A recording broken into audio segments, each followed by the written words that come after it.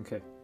Welcome to Stormlands, the tabletop card game set in the post-apocalyptic future, in which a storm and intense weather events have ravaged the world, and from it have come a new set of species that are adapted and made for this new world. However, one player will take on these creatures, one player will play as the humans that are still alive and have adapted to this new world. They're much stronger and use new weaponry and machinery to withstand and survive this new world. The aim of this game is a player versus another player fight, trying to take each other on. Will you play as the creatures or as the humans? Let's see. So, firstly, to set up this game, there's a few things that you're going to need. 2 18-card decks. The 18-card decks need to all be of one colour, and preferably a different colour to the other deck. Creatures in this scenario are red, and the human faction in this scenario are the blue cards, as you can see. On top of that, 1 is necessary, 2 is preferable, but a 6-sided die. These are used to determine all sorts of features within the game.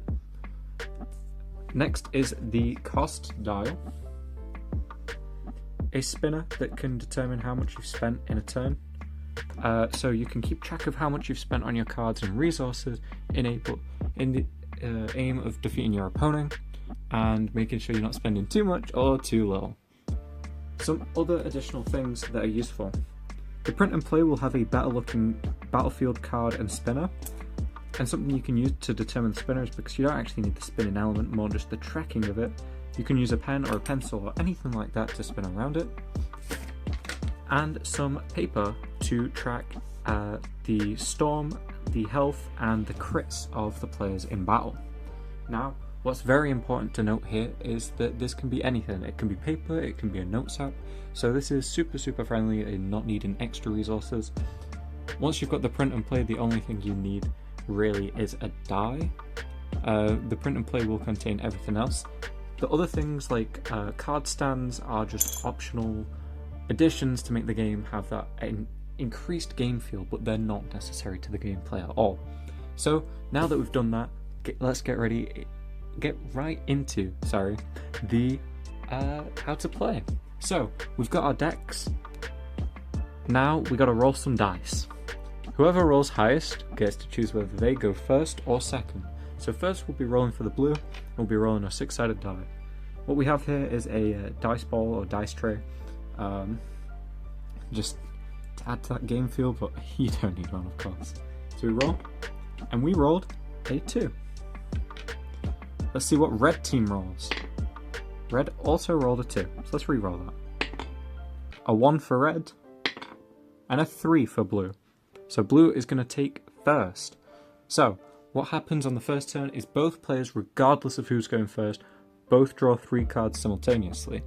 Both players also start with 15 health each, and the storm, which can be seen tracked down here, going from 1 to cloud 9, is started at 0. This can be countered in any way you like, but for the purpose of this video, we're going to have this little token, and we're going to move it up to the number it's at, to signify where we are in terms of the relation to the storm. So, the game started. Both players draw their first 3 cards. So the blue team has drawn 3 cards into their hand, as we can see right here. Something to note is you want to keep your hand private from your opponent. You want to keep it covered, because these are the cards that you're going to be using to play. Also, any card in the game that mentions hand is always referring to these cards that you're holding in your hands. And you want to try keep that private information from your opponent. Red will also do the same and draw 3 cards. The benefit of going first is you can play, set the pace of the game, and play uninterrupted. However, the person that goes second does get to draw an extra card. When it comes to their first turn, they'll have 4 cards in their first starting hand. So, we've drawn our cards. What do we do with them? There's a few things to look at first. For starters, here is the Atom Rusher card. It's a blue card, and we have a little circle down here and some stats. The ATK stands for attack. This is how much damage this card does when moving into an opponent's creature or to the end zone to attack the enemy player's life force directly. So, with one attack, that's 1 damage it does each time. HP stands for hit points or health points. This is how much damage they can take from an opposing creature or castable card. We'll get to castables in a second. This card can withstand 1 hit. And SPD stands for speed. This is how many zones this can move. The board is 5 along and 3 up. It's a grid. There's no sort of malleability to changing how this board is. It's quite simply 5 across and 3 up. This is the best formula for the cards to be moving at a nice enough pace to be able to have impact and not too fast that it's making things like the storm redundant. So this card can move twice. So it starts here, 1, 2. It can attack for 1 and it can take 1 hit. Now castables were mentioned, so let's look at another card in this opening hand, the Atom Last Stand. As you can see in the bottom, instead of stats here, it says castable. A castable is a card that has requirements in its card text. This one, for example, is send all Atom cards on your field, which must include 1 Atom Captain to the end zone, before it does the effect of both players lose life force equal to the amount of Atom cards in the end zone plus 1. So that's a lot of information, but what is that really saying, or what's really relevant right now? In order to know how to play the game, castable is quite simply a card that you play when the condition is fulfilled. So, send all Atom cards on your field must include 1 Atom Captain is the requirement here to the end zone. So that's the requirement, and then both players lose life force, etc. is the effect that occurs from doing that action. So at any point in the player's turn, they can use a castable. And you might be thinking, okay, so why not just have lots of castables and use infinite castables? But back down in this bottom right corner is a circle with highlighted segments in yellow. The ones highlighted in yellow is the cost of the card. So if we look back at that first card, the Atom Russian, this has the same thing. All cards have this cost. And if we look at the last card in that opening hand, there we go. So you can play a full circle's worth of cards in a turn, which is signified by the cost dial. So the Atom card was a 2 cost, so you'd be paying 2 segments. You could then play the Atom Captain, which was another 4 segments, which would take you all the way back and you've spent up for the turn. Also, you could just not play all of it. You could play the 4 cost and then just not want to play your cards and save them for a later turn. So that's how playing cards works and casting cards works. So let's get into a little demonstration where we'll go over a couple turns of the game before then showing some alternate rules or some extra rules, how they work out.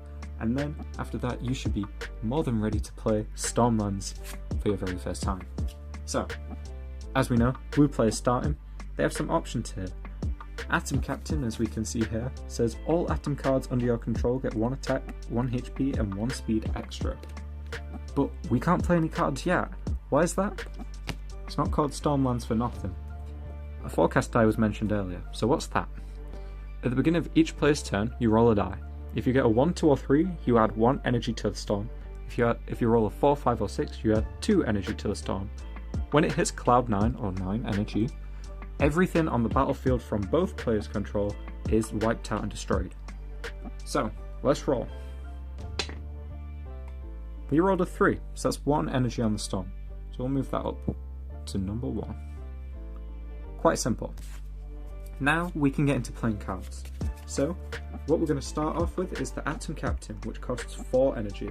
So we're going to move this spinner all the way to 4 energy spent. And now we're going to play the Atom Captain.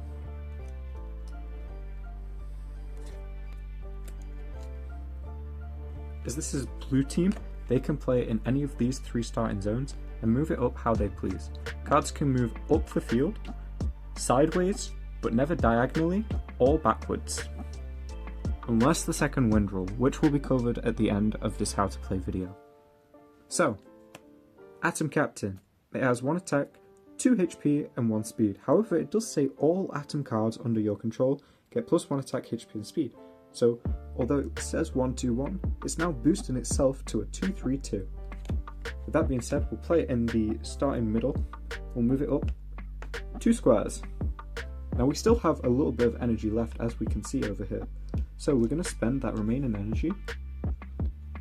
So we're all spent up for the turn on the 2-cost Atom Rusher. Now remember, a card that has a word in its effect in quotation marks, how the Atom Captain says Atom, that's referring to the card's name. Now this card says Atom within the card's name, so it's also under the influence of Atom Captain's boosting abilities, making this 112 a 223.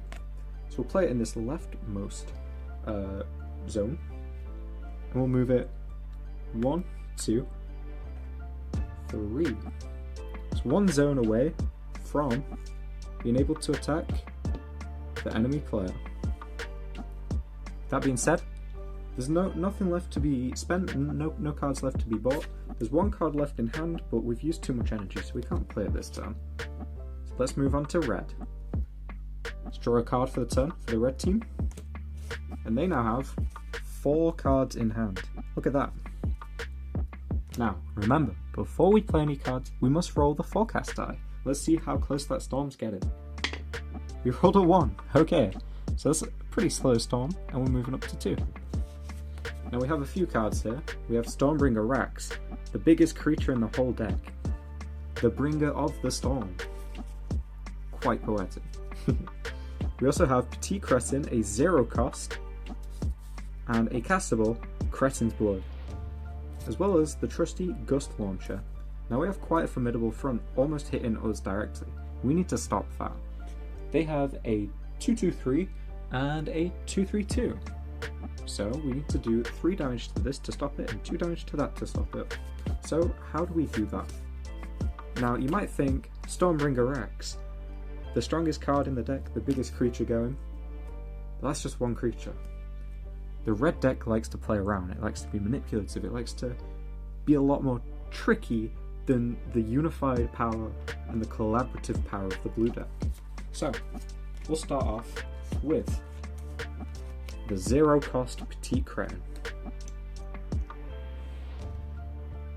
This card has a cost of 0, as you can see no segments are coloured in yellow, 0 attack, 1 HP and 2 speed. So you might be thinking, how's this going to work? Place it in this zone here, just in front of that last Atom card. So, how do we go from here? Now, if we want to move into a card or a zone occupied by another card, those cards battle. So let's grab those 2 cards and we can see how that goes. So both cards get their attack stat. As we can see, there's 1, but it's boosted by the captain, so 2 from the blue and 0 from the red. So now we subtract from the 2 HP, 0 damage is being dealt of the Atom card, and from the Cretin, 2 damage is being dealt to that 1 HP. So the Petit Cretin will be destroyed and loses that battle, and is put in the end zone, which is placed just above the deck. Now, the Atom Rusher didn't lose any HP, however, if it did, even if it won the battle, the damage would still remain on that card. But what did I say about that red deck? They're all about playing tricks. So in comes the Cretin's Blood castable, which costs 2 energy. Now what does this card say? It says,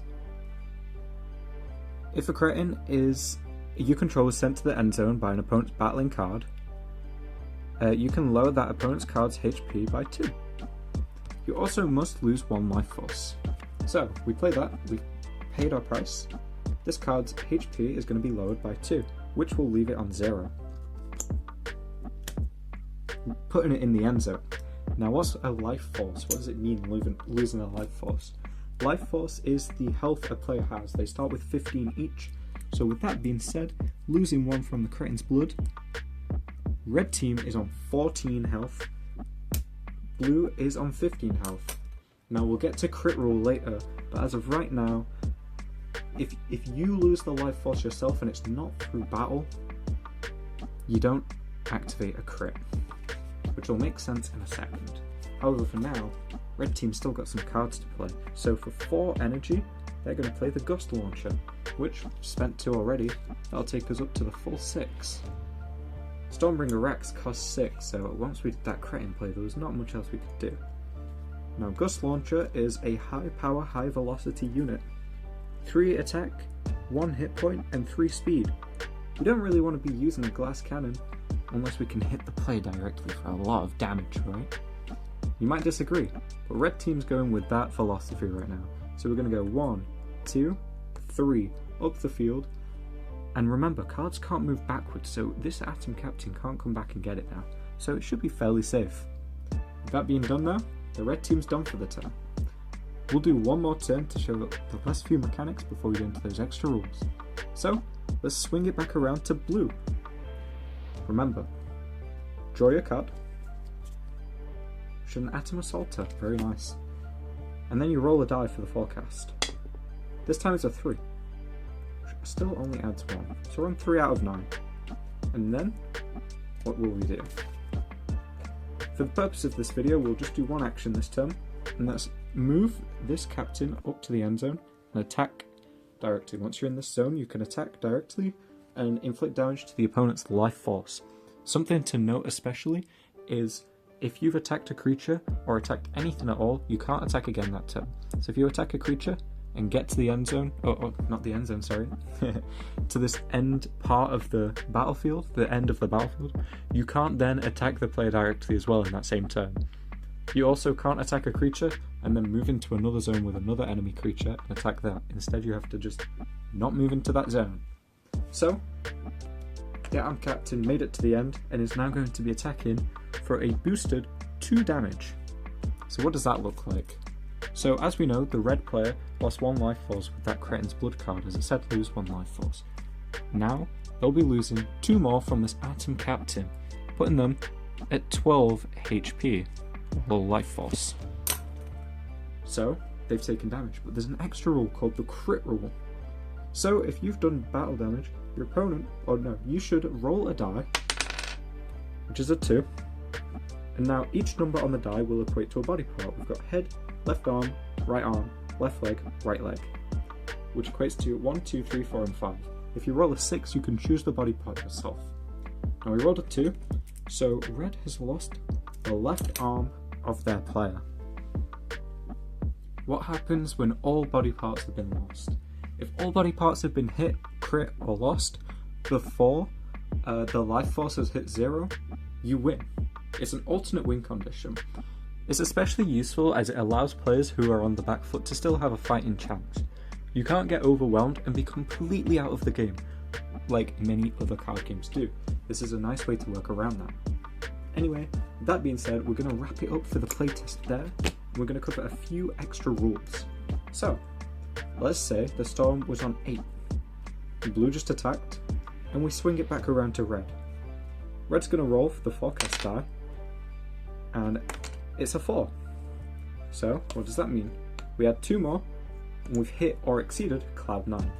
So when the storm is cast, everything on the field from both players' sides is sent to the end zone. Fairly simple. The next rule, which was mentioned earlier, is called Second Wind. This is when all 3 of the closest most zones, which are the ones where you have to cast your creatures, are blocked by an opponent, as if this was how the board was, and you were to play a creature, you could only play in this zone. You can't play in a zone already occupied. Now what you could do though from here is cast your creature into this zone, and you can move forwards and you can move sideways. So you can choose who you attack to get out of this situation. But if you play like this, you can't cast any creatures until another zone's free. Now the second wind rule comes in when it's like this. Now you can't play at all, except you can, thanks to the second wind rule. How this works is you can now play in one of these zones behind this 3 that are pushing you. So, that seems great. But now what? Now you can't move forward without first attacking the card behind where you play. So this petite cretin has 1 health. Let's say the Atom Captain, we play it here. Before doing anything, it attacks the card behind it, but it doesn't, notably, move back to do so. It just takes it out. If the Atom Captain would have lost the battle as well, it would lose the battle as well. But in this scenario, it beats the Crown. Now, you can play as normal. You can move sideways, you can move forwards, but still, you cannot move backwards. But in doing so, you freed up this zone, hence the name Second Wind. You've not lost the battle, you've not been blocked out of playing the game, and now what you can do is start playing your cards, just like that. And finally, let's get into the Twister rule. Let's say you've got no cards left in deck, and everything else is in the end zone. You have one card in hand, but you can't really use it right now, and you want to start drawing cards. You don't want this to be the end. This is when you can activate the Twister. At the beginning of your turn, after rolling the forecast die, you can declare Twister. What that does is it gets every card from the field under your control, and every card in your hand, shuffles it into a new deck, and now you can draw 2 cards.